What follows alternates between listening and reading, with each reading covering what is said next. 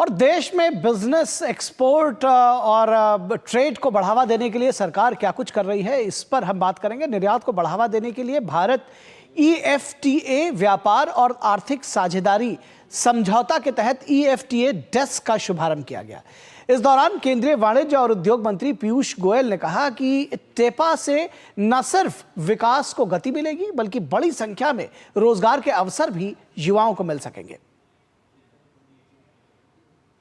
Bharat EFTA व्यापार समझौते के तहत निवेश प्रतिबद्धताओं को पूरा करने के लिए एक महत्वपूर्ण कदम की शुरुआत की गई। EFTA सदस्य देशों के साथ मौजूद केंद्रीय वाणिज्य उद्योग मंत्री पीयूष गोयल ने इंडिया EFTA डेडिकेटेड डेस्क का शुभारंभ किया। ये डेस्क सरल और प्रभावी ढंग से एक मजबूत माध्यम के तौर पर काम करेगा।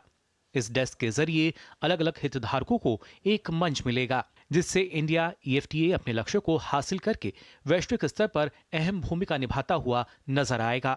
One important step forward in our agreement to promote trade and investment in all the 4 countries. Significant steps have been taken to ratify the TIPA.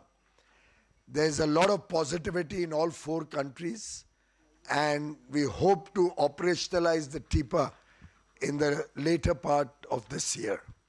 EFTA सदस्य देशों में आइसलैंड, स्विट्जरलैंड, नॉर्वे और लिंक्टेनस्टीन शामिल हैं। कार्यक्रम के दौरान EFTA सदस्य देशों के निवेशकों का प्रतिनिधिमंडल भी मौजूद रहा। EFTA में शामिल देश भी टेपा को हर किसी के लिए विन विन सिचुएशन बता रहे हैं।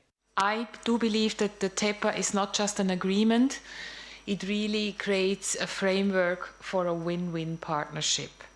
And I'm very convinced that our future cooperation under the TEPA will bring many, many more opportunities.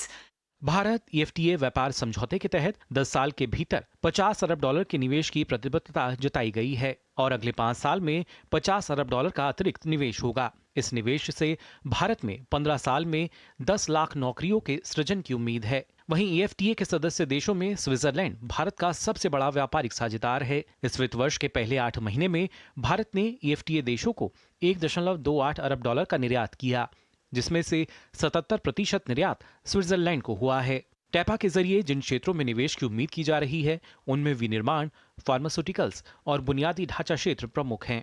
विश्व में सबसे तेजी से उभरती अर्थव्यवस्था के साथ ही भारत सतत और समावेशी विकास को लेकर प्रतिबद्ध है। वहीं ये समझौता भारत के निर्यातकों की वैश्विक पहुंच को बढ़ाते हुए उन्हें सशक्त बनाएगा और अनुकूल व्यापार के साथ निवेश का माहौल तैयार करेगा। इस समझौते से न सिर्फ भारत के युवा महत्वाकांक्षी कार्यबल के लिए रोजगार सृजन होगा, साथ ही मेक इन इंडिया और आत्मनिर्भर भारत को गति देते हुए 2047 तक विकसित भारत को सार्थक बनाने में भी अपनी अहम भूमिका निभाएगा।